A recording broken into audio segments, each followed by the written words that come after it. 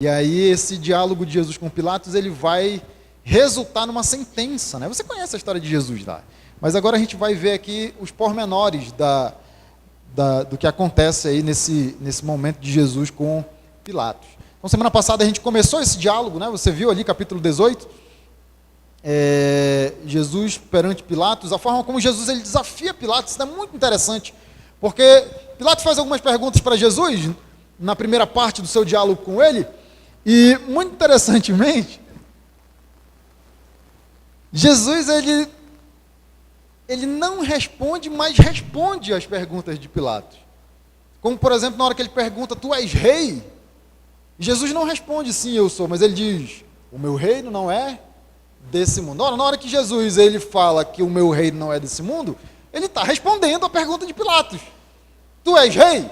O meu reino não é desse mundo. Ora, se ele tem um reino é porque ele é.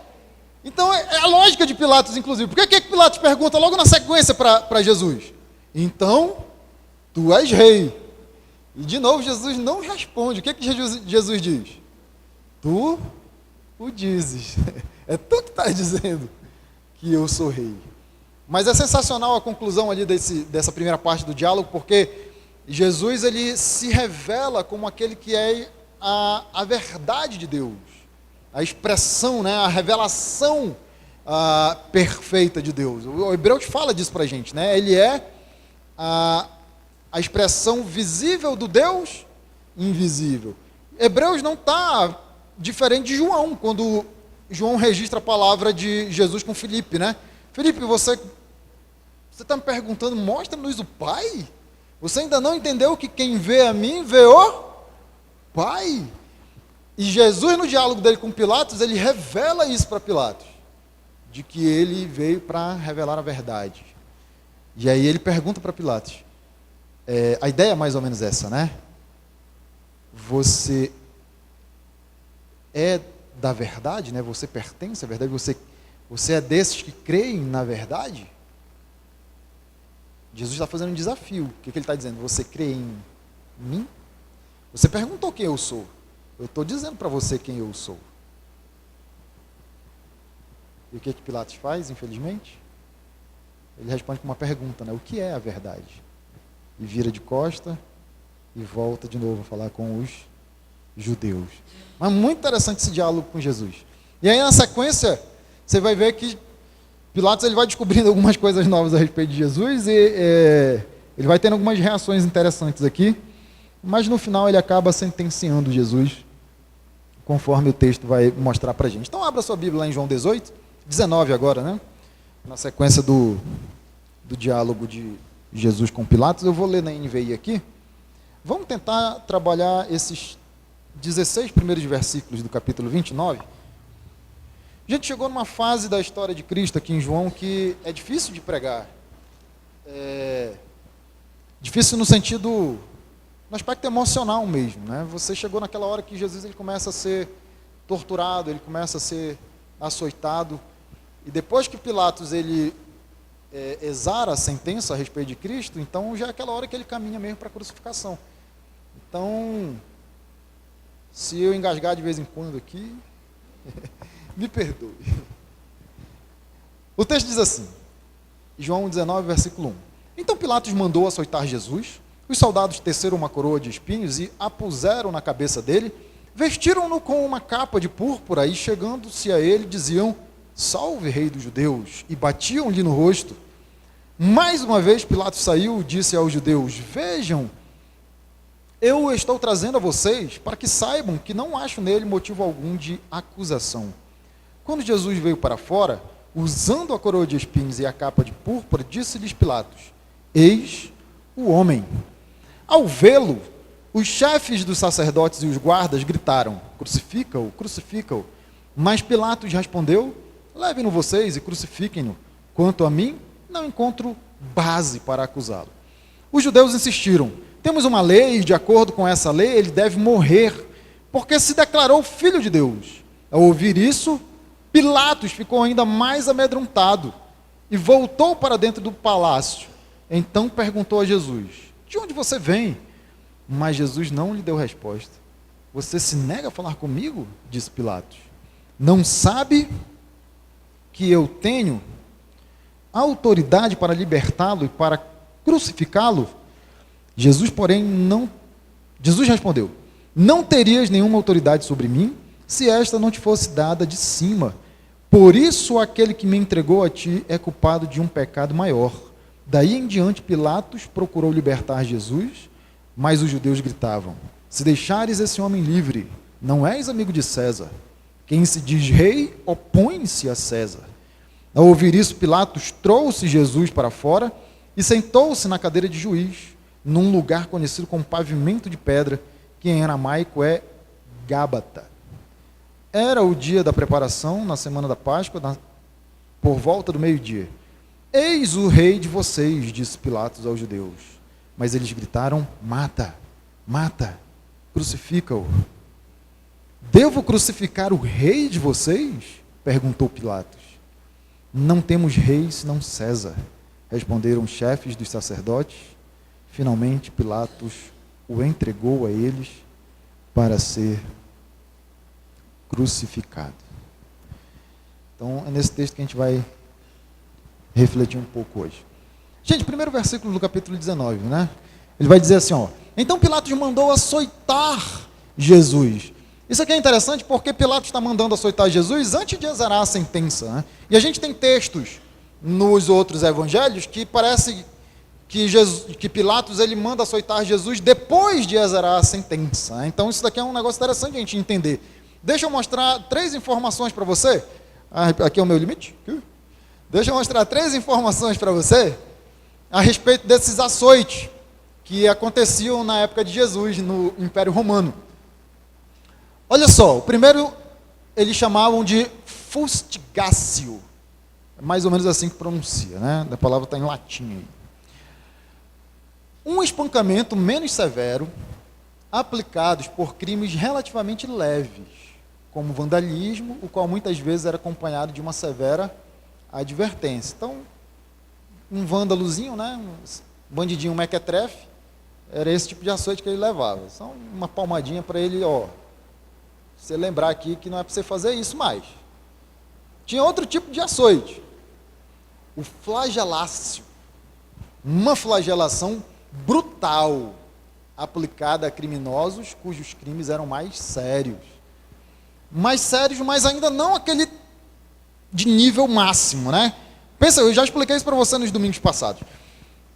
Para o Império Romano, o pior crime, aquilo que eles estavam sempre interessados em não deixar que acontecesse, era insurreições, né? Revoluções, sedições. Então, pessoas que queriam alvoroçar o povo contra o Império Romano, logo eles suprimiam isso daí.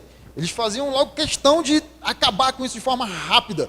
Então, pessoas que adotavam esse tipo de postura, ou que tentavam instigar o povo contra o Império Romano, elas recebiam outro tipo de açoite, que é esse terceiro aí, o averberatio, o castigo mais terrível de todos, e um que estava sempre associado com outras punições, incluindo a crucificação. Então, o que a gente está entendendo aqui é que, quando uma pessoa era sentenciada a ser crucificada, ela passava por esse tipo de açoite aqui. É mais ou menos isso que ele está tentando explicar para a gente. Passa um slide para a gente. Nessa última forma de açoite, a vítima era despida e amarrada a uma estaca para depois ser golpeada por diversos torturadores. Nas províncias romanas, eles eram soldados. Então, eles batiam até que eles ficassem exaustos. Os seus comandantes o mandassem parar. Você assistiu A Paixão de Cristo? Assistiu, né? Já é um filme meio antigo já. Aquele filme ele retrata com muita perfeição isso daí. Porque Jesus, ele é amarrado numa espécie de tronco, né, de estaca naquela hora. Você vê que, lógico, o filme não vai colocar Jesus nu, e a imagem mesmo que a gente tem de Jesus crucificado é sempre, né, usando aqueles panos aqui, mas a gente sabe que, historicamente, a probabilidade de que Jesus estava nu é muito grande. É muito provável de que ele estava sem roupa nessa hora, né, para que a humilhação fosse maior ainda. Então Jesus ele foi colocado, estou relatando o filme, tá? Jesus ele foi colocado ali naquele tronco.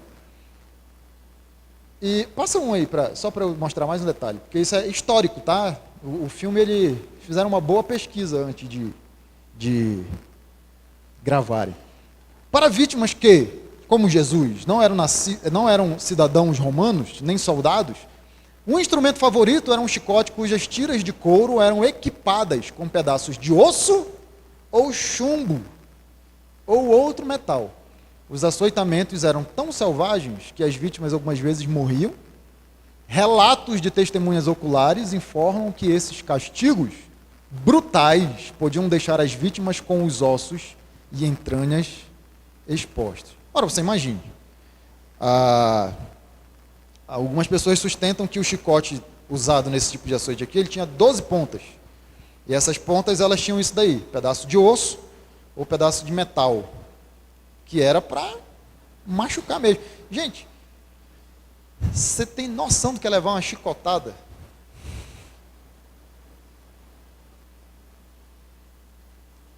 Eu já vi um chicote, eu não sei se chama rabo de tatu o nome do chicote, aquele trançadinho de couro, eu já vi. Nunca levei uma chicotada com ele, mas já vi.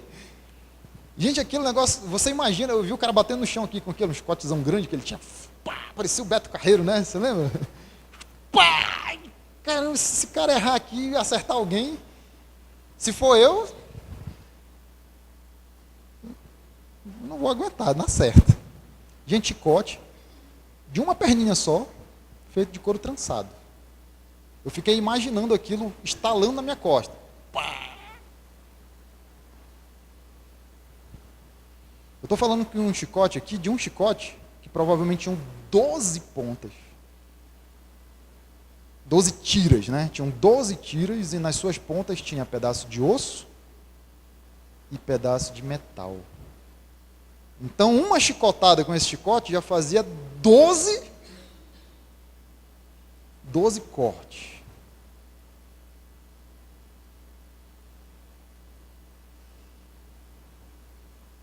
Esses caras batiam até não aguentar mais. E eles não eram caras assim, do meu naipe, não. Eu estou tentando achar alguém aqui para servir de ilustração, mas não tem na nossa igreja um cara. Talvez o irmão Adão. Eles eram soldados romanos.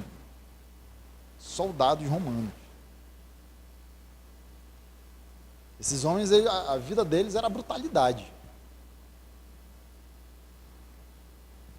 Talvez em tom, né, de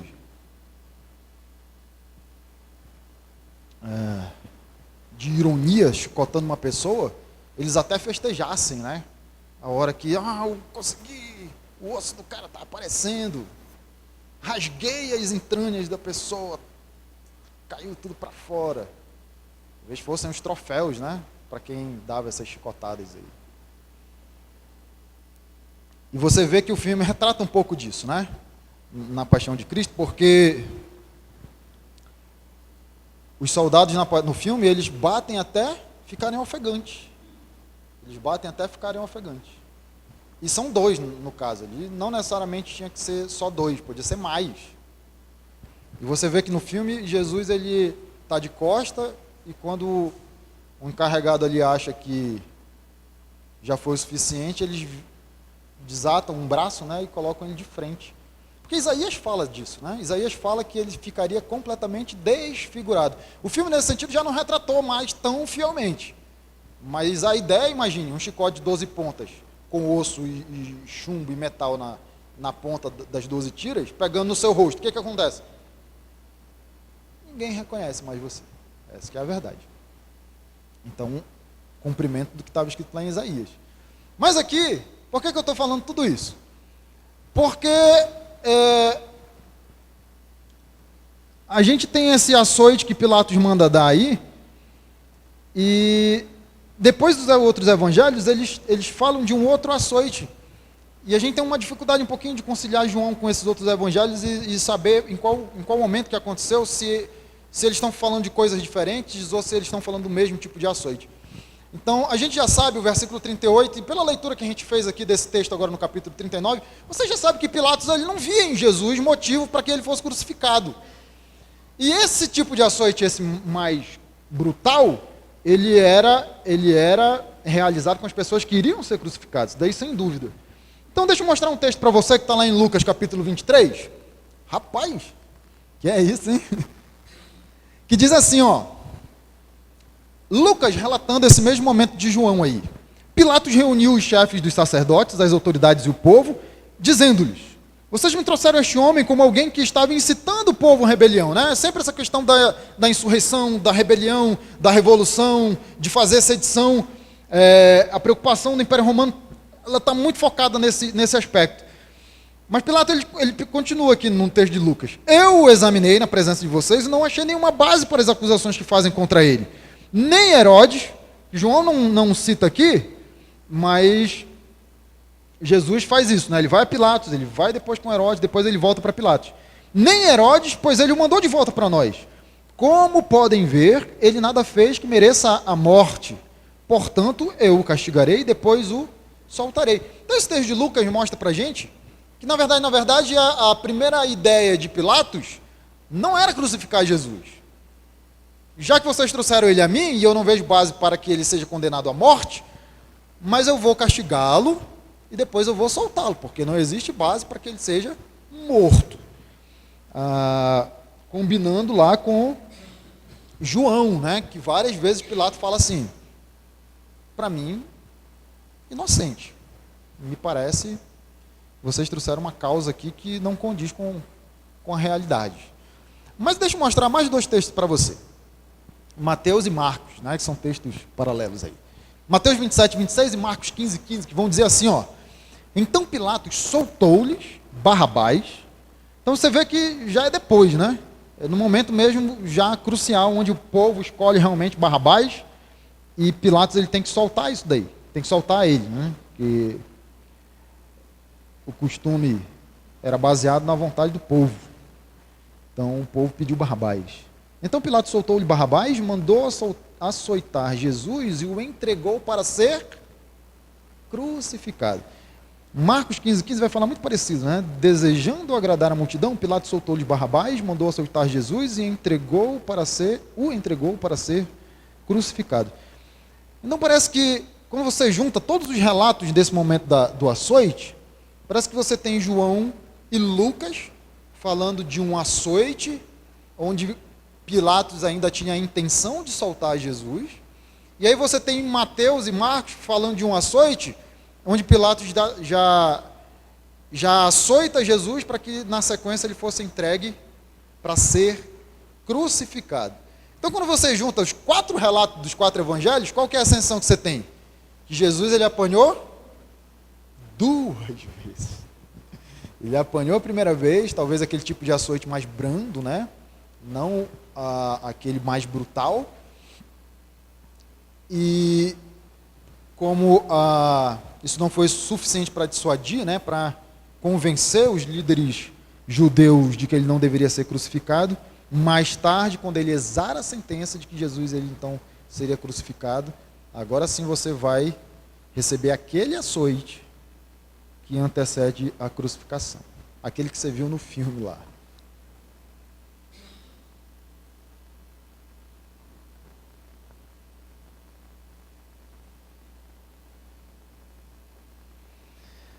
Mas nessa hora em João,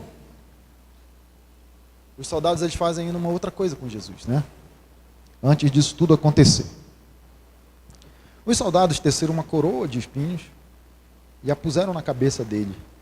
Vestiram-no com uma capa de púrpura e, chegando-se a ele, diziam: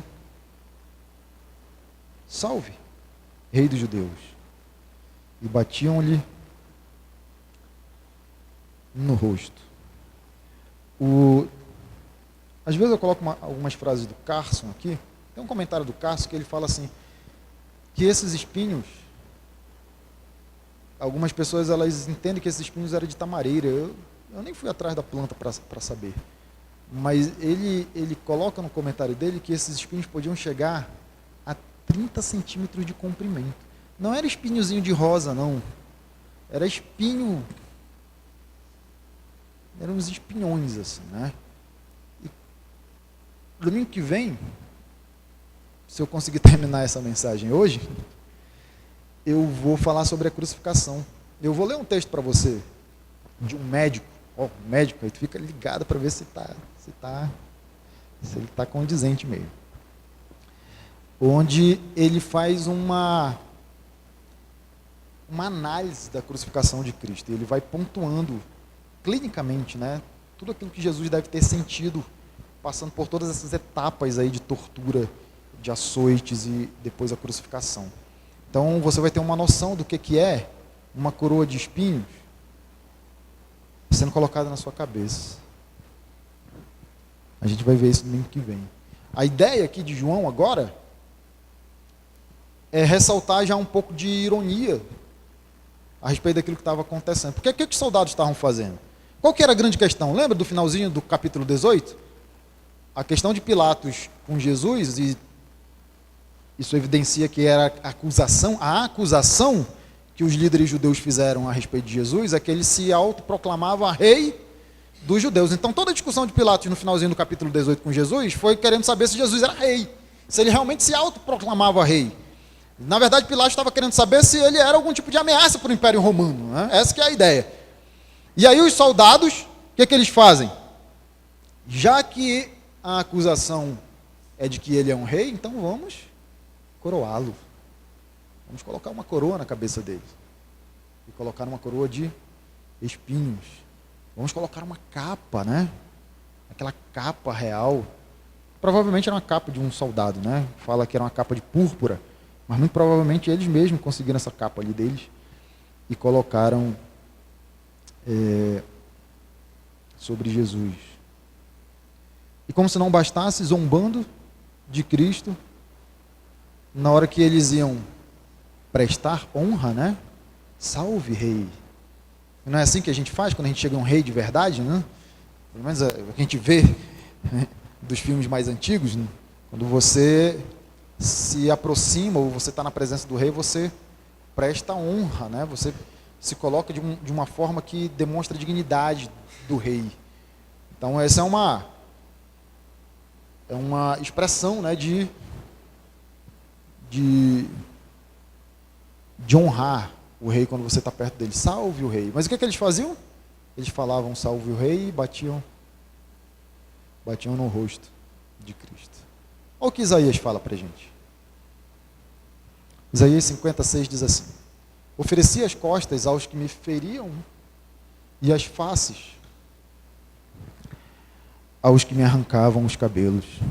Não escondi o rosto aos que me afrontavam e me cuspiam. Então Isaías, a respeito do servo sofredor, já falava um pouco do que ia acontecer com Jesus, né? Relatado em João. O versículo 4 continua, né? João 19 vai dizer assim: mais uma vez Pilatos saiu e disse aos judeus: vejam, eu estou trazendo a vocês para que saibam que não acho nele motivo algum de acusação. E quando Jesus veio para fora, usando a coroa de espinhos e a capa de púrpura, disse-lhes Pilato: eis o homem. Gente, isso daqui é fenomenal. Porque Pilatos, o que ele está fazendo aqui? Eu vou dar uma castigada em Jesus, já que eles trouxeram ele aqui para mim. Eu não tenho intenção de crucificá-lo, porque eu não vejo nele acusação suficiente para justificar uma crucificação. Mas talvez, se eu açoitar Jesus, não eu pessoalmente, né? Ele manda os soldados açoitarem.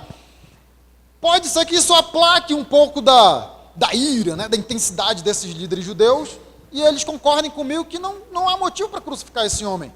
Porque Jesus já deixou claro no final do capítulo 18. Lembra da semana passada? O meu reino não é desse mundo. Se o meu reino fosse desse mundo, Pilatos, os meus súditos, eles estariam aqui lutando agora contra você para me libertar. Eles não estão aqui lutando, porque o meu reino não é daqui. O que é que Jesus está dizendo para Pilatos? Eu não sou uma ameaça para o Império Romano. O meu reino não é daqui. Eu não estou interessado nesse reino de vocês, não. O meu reino é outro. E Pilatos parece que ele meio que compreendeu, né? Mais ou menos isso daí. Eu não vejo acusação plausível aqui para justificar uma crucificação. Mas eu vou açoitá-lo, talvez, né, isso aplacar um pouco da ira desse povo e conseguir convencê-los de que não é necessário que ele seja crucificado. Então Jesus aparece usando a coroa de espinhos e a capa de púrpura, e Pilatos o apresenta, né? Eis o homem. Gente, João, ele é... Lembra hoje de manhã, quando eu estava dando aula? Que eu disse, eu tenho uma inveja desses homens. Eu tenho uma inveja de como é que Jesus ele pensou essas coisas num momento assim, né, de tanta intensidade de sofrimento, e ele consegue dar as respostas certas, responder o que ele tem que responder e passar ainda por trás uma outra mensagem que não era exatamente alvo da pergunta de quem estava indagando ele. O Paulo, né, eu estava explicando um assunto hoje de manhã, como Paulo, parece que Paulo estava pensando na gente hoje, quando ele escreveu e ele explicou aquele negócio aí. Ele já sabia que ia ter problema hoje, e ele já explicou de um jeito que resolve a situação.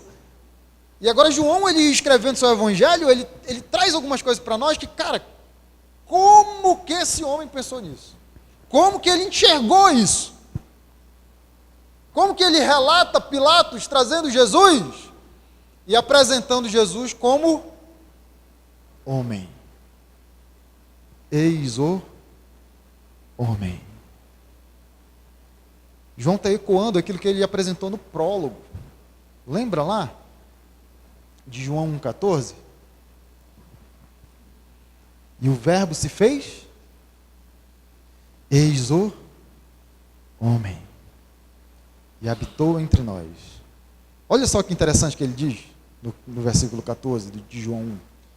E vimos a sua glória, glória como do unigênito do Pai.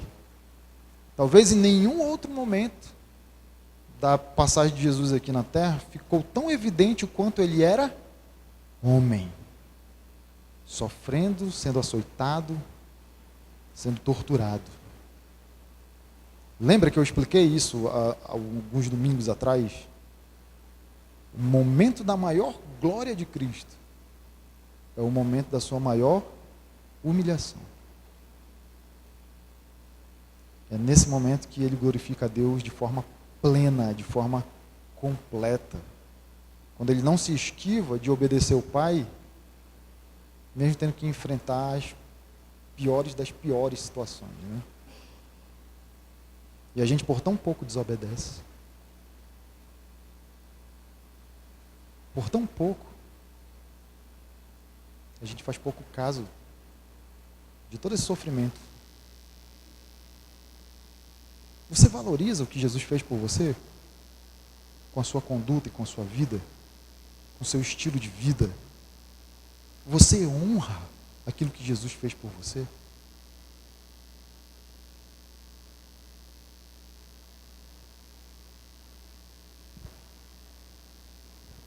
Eis o homem. Versículo 6 vai dizer assim: ao vê-lo, os chefes dos sacerdotes e os guardas gritaram: crucifica-o, crucifica, os guardas dos judeus, né? Estavam acompanhando ali o chefe dos sacerdotes.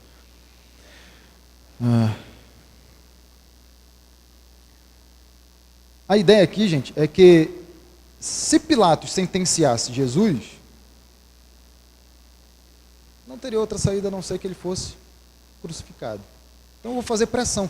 Gente, ele coloca esse versículozinho aqui só para demonstrar a consciência que os líderes judeus eles tinham do que ia acontecer com Jesus. Tanto que o grito qual que é? Crucifica-o. Crucifica-o. Pode passar, Samuel. Aí Pilatos ele fala isso daqui, né? Existe uma queda de braço acontecendo aqui também. Isso daí é legal de a gente enxergar. Porque o judeu ele não gostava de ser subjugado por um outro reino, por um outro povo. Então eles estavam sendo subjugados pelo Império Romano. E o representante do Império Romano ali para eles, naquele momento, era Pilatos, né? O prefeito, o governador ali da região. Então, eu não concordo muito com as coisas que Pilatos ele impõe para nós. Porque, na verdade, eu queria ser um povo livre, né? Tudo bem? Vocês estão entendendo isso daí?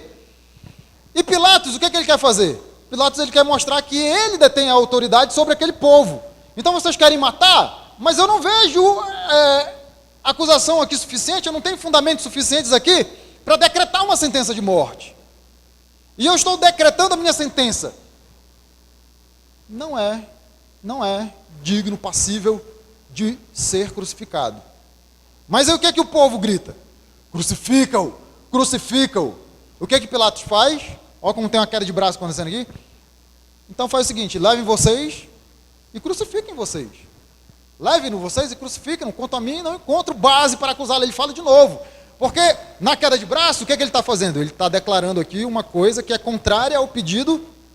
Na cabeça dos judeus, Jesus deveria ser crucificado. Na cabeça de Pilatos, para se opor aos judeus, ele não deveria ser crucificado. Tem uma tensão acontecendo aqui de Pilatos querendo sobressair sobre a vontade dos judeus e mostrar quem é que manda no negócio. Ele quer saber, então? Levem-no vocês e crucifiquem. O que é que Pilatos está dizendo? Eu estou dando a minha sentença. E vocês não aceitam a minha sentença. Então, sabe de uma coisa? Façam do jeito que vocês acharem melhor. Só que Pilatos, que não é bobo nem nada, o que é que ele estava dizendo com tudo isso, né? Eles não podem crucificar. Então, o que é que vai acontecer? Eles vão ter que se reportar a mim. E aí eles vão ter que baixar a bola e entender que quem manda aqui sou eu, o representante do Império Romano. É mais ou menos isso que está acontecendo nessa hora. Pode passar, Samuel. Os judeus insistiram, temos uma lei, de acordo com essa lei, ele deve morrer, porque se declarou filho de Deus. Gente, a discussão mudou um pouquinho de tom agora, né? Você vê que, inicialmente, a preocupação maior era de acusar Jesus como o rei dos judeus. Por quê? Eu estou aqui trazendo a discussão para um aspecto político. Ora, se uma coisa que preocupa Roma é que alguém se insurja contra o império, e, poxa, se alguém está se declarando rei, é muito provável que o governador, o prefeito romano lá, o Pilatos, o representante de Roma, ele entenda que, esse cara é uma ameaça ao império, ele está se declarando rei. Então o que é que eu vou fazer? Eu vou chegar com Pilatos e vou acusar Jesus de que ele está se declarando rei, para que Pilatos entenda que Jesus é uma ameaça para o império e decrete a morte dele por crucificação. Só que não deu certo. Pilatos indaga, conversa com Jesus, ele não vê motivos para crucificar Jesus. E aí os judeus eles trazem a conversa para uma outra esfera agora. Bom, já que o aspecto político não funcionou, já que essa coisa de acusar Jesus de rei não deu certo, vamos trazer agora para o aspecto religioso. Pilatos, é o seguinte, além de ele estar se declarando rei, que é o aspecto político, vou colocar mais um fato novo para você. Nós temos uma lei, e de acordo com essa lei ele deve morrer, porque ele se declarou filho de Deus. Opa, agora trouxeram outro aspecto que não tinha entrado na discussão, né? Para fazer valer a vontade dele. Então, temos uma lei de acordo com essa lei. E provavelmente os líderes judeus estão se referindo a esse texto aqui de Levítico. Provavelmente, né? Temos uma lei. Que lei que é essa? Talvez seja esse versículo aí, ó, Levítico 24:16. Aquele que blasfemar o nome do Senhor será morto. Toda a congregação apedrejará, tanto o estrangeiro como o natural, blasfemando o nome do Senhor será morto. Então, o jeito como eles colocam a coisa, né? Se você ler depois os outros evangelhos também, você vai ver que essa coisa da blasfêmia, ela está muito em evidência nos relatos dos evangelhos, de que Jesus ele tinha blasfemado o nome do Senhor e por isso ele deveria morrer. Usaram primeiro o argumento político, não deu certo. Jesus ele é rei e por isso é uma ameaça contra Roma. Pilatos não entendeu dessa maneira. Então agora eles trouxeram um assunto para o aspecto religioso. Jesus blasfemou o nome do Senhor e nós temos uma lei que diz que ele deve morrer por causa disso. Ao ouvir isso, interessante a reação de Pilatos, né? Gente, Pilatos ele não tinha, como governador, como prefeito ali, ele não tinha intenção de se opor às leis religiosas das pessoas, né, do povo que estava debaixo ali que era subjugado por ele, por Império Romano, no caso. Mas Pilatos ele tem uma reação interessante, porque olha o que diz ali o versículo 8. Ao ouvir isso, Pilatos ficou ainda mais amedrontado. Ora, Pilatos já tinha conversado, Jesus já tinha desafiado Pilatos. Você quer saber realmente quem eu sou? Você está perguntando quem eu sou. Você quer saber quem eu sou? Eu vou dizer para você, eu sou a verdade, porque Jesus já falou isso, né? Em João 14:6, né? Eu sou o caminho, a verdade e a vida. Jesus é a verdade, ele é a expressão perfeita do ser de Deus. esse sou eu, você quer saber quem eu sou? Esse sou eu. Ora, se Pilatos entendeu, ele já deve ter ficado meio assim, né? Não sei se Pilatos entendeu. Mas a verdade é que agora os líderes judeus falaram que esse homem se autodenominava filho de Deus. Gente, você tá falando de um oficial de Roma, que era tremendamente influenciado pela cultura grega ainda, porque o Império Romano era influenciado pela cultura grega. Você tem várias histórias de filhos de Deus na cultura grega. Você quer um exemplo, aquele mais conhecido, que todo mundo sabe quem é? Lembra do Hércules? Já ouviu falar em Hércules? Já? Aquele cara forte, né? Poderoso. Eu acho que o Hércules é a versão grega do Sansão da Bíblia. Eu tenho comigo isso daí. Mas a verdade é que na mitologia grega, Hércules ele é filho de um deus. Qual que é o deus? Zeus. Ele é filho de Zeus com uma mortal, né? Com uma mulher. E ele é poderosíssimo, porque ele é filho de um deus. Bem, você tem que entender o que está acontecendo na cabeça desse homem. Ora, ele conhece essas histórias e essa mitologia. Ele é romano. E aí vem um povo dizer que esse homem que está na minha frente, e que eu mandei açoitar agora e há pouco, está dizendo que esse cara é filho de Deus. Estou lascado. Estou lascado, eu mandei açoitar o filho de Deus. Ferrou, se ele for tipo Hércules aqui e estiver só escondendo o jogo, ele vai estraçalhar todo mundo aqui. Ele fica amedrontado. Gente, se eu fosse Pilatos, imbuído, né, de toda essa cultura, de todas essas histórias, eu também ia ficar. Certamente você também ia ficar. E aí ele chama Jesus de novo para dar mais uma conversada. Pode passar. Então ele volta para dentro, versículo 9, para dentro do palácio, e ele pergunta a Jesus: de onde você vem? Interessante que Jesus não mais responde Pilatos, né? Você tem vários relatos do silêncio de Jesus, Marcos 15:5, Isaías, né? A forma como Isaías fala do servo sofredor, aquele que sofreu sem reclamar, aquele que sofreu sem murmurar. Você vai ver Pedro citando esse texto de Isaías também, que inclusive aplicando à nossa vida, né? Que nós deveríamos ser assim, seguirmos o exemplo de Cristo, aquele que sofreu sem murmuração, sem reclamar. Então talvez seja uma alusão aí, nesse momento que Pilatos faz essa pergunta para Jesus e ele simplesmente não responde. E aí o texto continua no versículo 10. Passa para a gente, Samuel. Você se nega a falar comigo? Tem um negócio interessante aqui. Pilatos ele faz essa perguntinha e ele faz uma outra pergunta para Jesus na sequência, né? Não sabe que eu tenho autoridade para libertá-lo e para crucificá-lo? Aí nessa hora Jesus responde, no versículo 11. Passa para a gente, Samuel. Jesus ele vai dizer assim, ó: não terias nenhuma autoridade sobre mim se esta não te fosse dada de cima. A gente tem alguns aspectos aqui bem legais. Vou mostrar para você. A primeira sensação que a gente tem é que Jesus está dizendo assim: se você tem autoridade, é porque essa autoridade vem de Deus. É o que a gente pensa logo, né? Aí você tem textos que confirmam. Esse princípio ele não está errado. Tudo bem? Ele não está errado. Romanos 13 fala sobre isso, né? De como Deus é que estabelece as autoridades, e eu me rebelar contra uma autoridade estabelecida por Deus é me rebelar contra o próprio Deus. É que a gente tem um aspecto interessante aqui, que a palavra autoridade no grego ela é feminina. E aquele pronome demonstrativo esta, no grego, ele é neutro. Então a gente tem um problema de concordância aí entre pronome e a palavrinha, né, autoridade. Então o que é que os estudiosos eles vão dizer? Esse esta aqui, obviamente, não está se referindo à palavra autoridade, por causa do problema de concordância. Se a palavra é feminino, o esta teria que ser feminino também. Deu para entender isso daí? É a mesma coisa que eu falar a Caio. Não tá dando certo isso daí, né, Caio? Não gostou não, né? Melhor o Caio, né? Então é parecido, o negócio é mais ou menos assim. Então qual é a conclusão que se chega? Esse esta não se refere à autoridade. Note que ninguém está dizendo que a autoridade ela não vem de Deus. A autoridade vem de Deus, tudo bem? Ninguém está dizendo isso. Romanos ele ensina isso para a gente. Mas parece que Jesus está falando de uma outra coisa. Parece que Jesus está dizendo isso daqui, ó. É a conclusão que os estudiosos chegam. Ora, se esse pronome demonstrativo não se refere à autoridade, então do que Jesus está dizendo? Parece que Jesus está falando do como ele chegou diante de Pilatos. Porque ele vai dizer isso aqui na sequência, ó. Aquele que me entregou a ti. Então parece que Jesus está se referindo não à autoridade que Pilatos tinha, mas ao fato de ele ter sido entregue por alguém. Qual que é a lógica?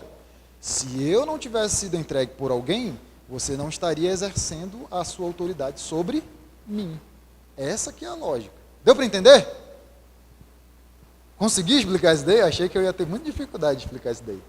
Eu separei um comentário para você. Coloca aí, Samuel. A entrega de Jesus ao governador romano é determinada por Deus. E se Pilatos se encontra em uma posição de autoridade, é, portanto, por causa da ação de Deus. É somente nesse sentido que o versículo 11 circunscreve a autoridade de Pilatos. Não por um argumento que afirma que toda autoridade humana tem sua fonte e limitação na vontade divina, como muitos argumentam. Embora esse último ponto, em algum sentido, seja sem dúvida verdadeiro. Não está em vista nesse versículo. Então ninguém está negando que as autoridades elas vêm de Deus. O que a gente só está dizendo aqui é que esse texto não está falando sobre esse assunto. Ele está falando sobre o fato de alguém ter entregado Jesus a Pilatos. Se alguém não tivesse feito isso, você jamais iria exercer a sua autoridade sobre mim. Então, qual que é a conclusão de Jesus? Passa aí, Samuel. Por isso, agora ele vai explicar, né? Por isso, aquele que me entregou a ti é culpado de um pecado maior. Eu não vou nem entrar no mérito. Só vou deixar esse versículo incomodando você que acha e pensa e foi ensinado desde criancinha que não existe pecadinho e pecadão. Olha o que está escrito ali. É culpado de um pecado. Ah, pastor, então tem diferença? Passe a noite sem dormir pensando nisso. Ele continua no versículo 12. Daí em diante Pilatos procurou libertar Jesus, mas os judeus gritavam: se deixares esse homem livre, não és amigo de César. Quem se diz rei, opõe-se a César. Então, a título de informação para você saber, amigo do rei, amigo de César, na verdade era quase que um título, uma expressão técnica aí. Existia realmente um grupo que era considerado o amigo de César, né? A gente não sabe exatamente se na época que Jesus estava sendo julgado por Pilatos ou um pouco antes, mas a verdade é que os líderes judeus eles estão se utilizando de uma expressão técnica para dizer, você não faz parte do grupo seleto que é considerado amigo de César. Por que, Pilatos, que você não faz parte desse grupo? É o argumento dos líderes judeus.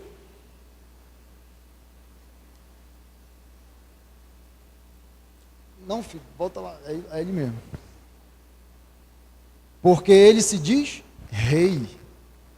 E quem se diz rei, certamente está contra o rei romano. Essa que é a ideia.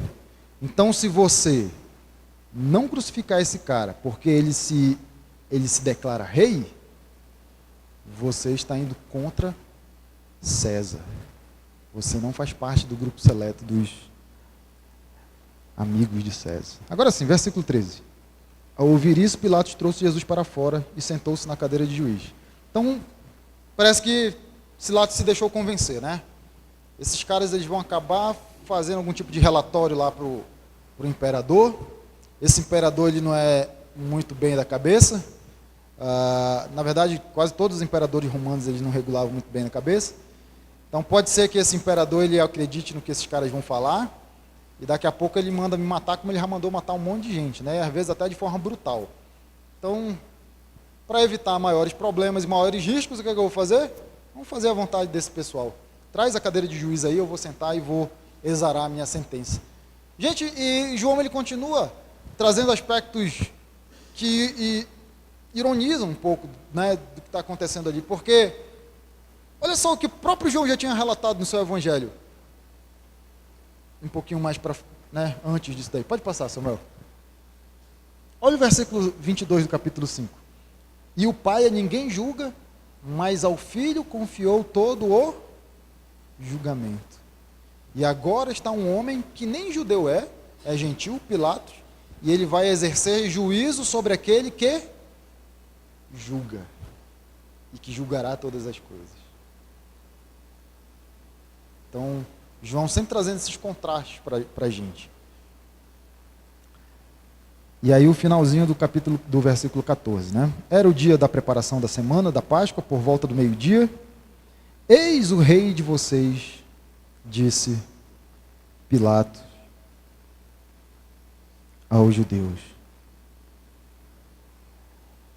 Gente, essa declaração de Pilatos, quando alguém era proclamado rei, a frase que a pessoa falava era mais ou menos essa daí: eis aqui o vosso rei. Então Pilatos, ele volta a se utilizar de ironia contra o povo judeu para dizer assim, ó, tá vendo esse homem? Todo ensanguentado, com uma coroa de espinhos na cabeça, com uma capa de soldado representando, né, a capa do rei, talvez já toda grudada na costa, porque ele tinha sido açoitado. Está vendo esse homem que não causa nenhum tipo de risco, de ameaça ao Império Romano? Está vendo esse homem inofensivo? Esse aqui é o rei de vocês. Esse aqui é o rei de vocês. Um homem que, em termos de ameaça, é praticamente zero, neutro, ínfimo. Os judeus não gostaram, versículo 15. E eles gritam, mata, mata, crucifica-o. Pilatos continua se utilizando da ironia e fala, e pergunta, né? Devo crucificar o rei de vocês? Esse homem inofensivo, que não representa ameaça nenhuma ao Império Romano? Olha o que acontece na resposta desses líderes judeus. Não temos rei, senão César. No fim de tudo, quem é que blasfema contra o Senhor? Dizendo que não havia um outro rei a não ser. Logo os judeus, que tanto dizem que Deus é o seu rei e o seu Senhor, por causa da ironia de Pilatos ali, eles rejeitam o Messias de Deus, rejeitam o reinado de Deus, rejeitam a soberania de Deus e blasfemam contra o nome do Senhor, dizendo que o rei deles é outro, é César.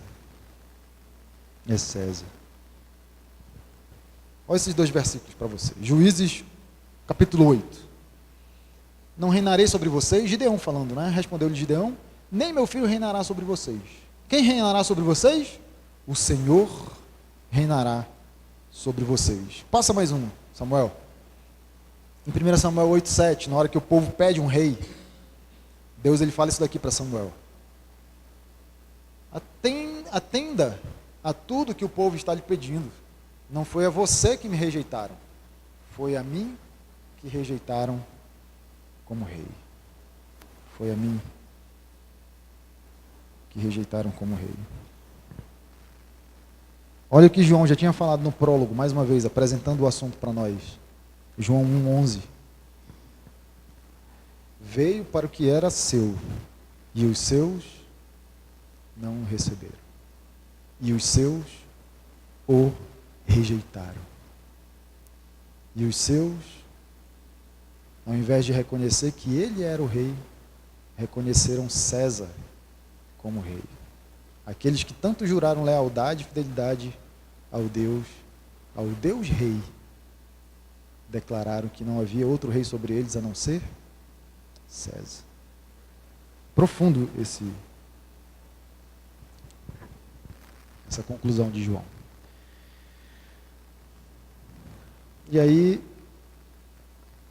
João conclui essa etapa aí do diálogo de Jesus com Pilatos e a sentença, com o versículo 16, né? Onde ele diz assim, finalmente Pilatos o entregou a eles para ser crucificado.